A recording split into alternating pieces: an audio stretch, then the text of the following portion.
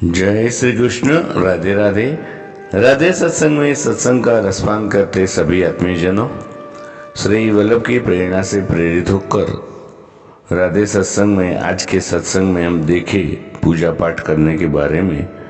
लेकिन इससे पूर्व अगर आपने राधे सत्संग चैनल को सब्सक्राइब न किया हो तो सब्सक्राइब कर लेना, जिससे आपको हर सत्संग की जानकारी मिल सके। एक व्यक्ति जो कभी पूजा पाठ नहीं करता, आराम से अपनी जिंदगी बसर करता है, वही दूसरी व्यक्ति सच्चे मन से भगवान की पूजा करता है, लेकिन बहुत कष्ट और दुख उठाता है। ऐसा सवाल कभी न कभी होता ही कि ऐसा क्यों? आप चाहे जितना सत्संग करने लगोगे उतने ही दुख आएंगे, उमड़ उमड़ कर आएंगे। बड़े बड़े दुख एक साथ टूट पड़ेंगे तुम पर। जीवन से जैसे सुख तो गायब हो गया। तुम जितना गीता पर या सत्संग करोगे उतने ही जबरदस्त दुख आते रहेंगे। क्या तुम्हें नहीं पता कि जिस गति से तुम सत्य को खोजते हो उससे तेज गति से सत्य तुम्हें खोज रहा है। जितने तुम उत्सुक हो उससे कई ज्यादा वो प्रतीक्षा में बैठा है। यदि तुम एक कदम सत्य की ओर बढ़ते हो तो सत्य लाखों कदम तुम्हारे लिए आगे बढ़ता है। इसलिए प्रियजनों, जब तुम भजन करते हो तो सत्य तुम्हें अपने पास लाने के लिए माया जाल बिछाता है। एक होती है प्रकृति और एक परमात्मा है। जब तुम सत्य की तरफ दौड़ पड़ते हो तो प्रकृति बीच में आ जाती है, विधि का विधान बीच में आता है।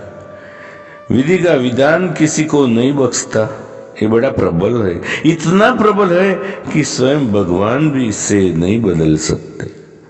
परंतु भगवान तो प्रतीक्षा कर रहे हैं। जब से तुमने सत्संग शुरू किया तब से ही वे तैयार हो गए, वो आने वाला है। परंतु जब उसके पीछे देखते हैं तो पता चलता है अभी तो उसके कर्म फल बाकी है। जो उसने किसी को चोट दी वो वापस लेनी ही पड़ेगी। प्रकृति का नियम है ये। इसलिए भगवान माया जाल बिछाते हैं। वे उसे बड़ा सटीक बिछाते हैं जिससे तुम प्रकृति से जल्दी ही मुक्त हो जाओ।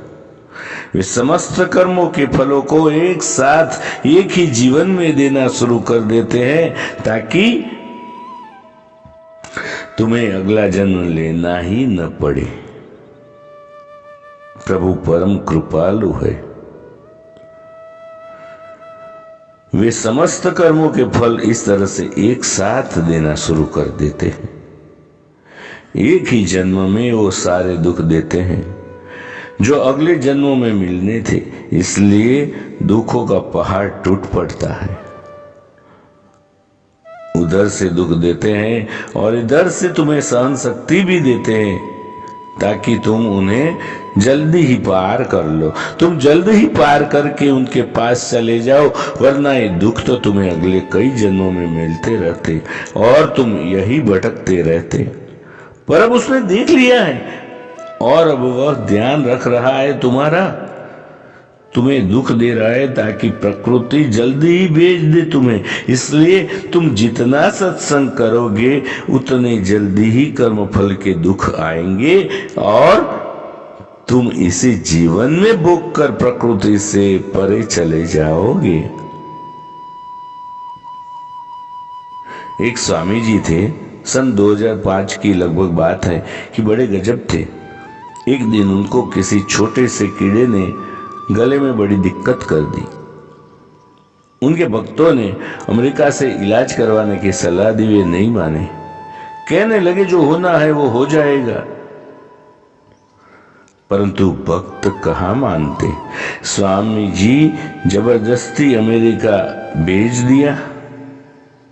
उन्होंने बहुत मना किया पर भक्त एक न माने। ऑपरेशन शुरू हुआ। कई प्रयास के बाद डॉक्टर ने वो कीड़ा निकाल दिया। स्वामी जी डॉक्टर को कहा कि वो कीड़ा दिखा दो मुझे। डॉक्टर ने दिखा दिया अब स्वामी जी कहने लगे कि अब इस कीड़े को वही डाल दो जहां पर पहले था, मेरे गले में।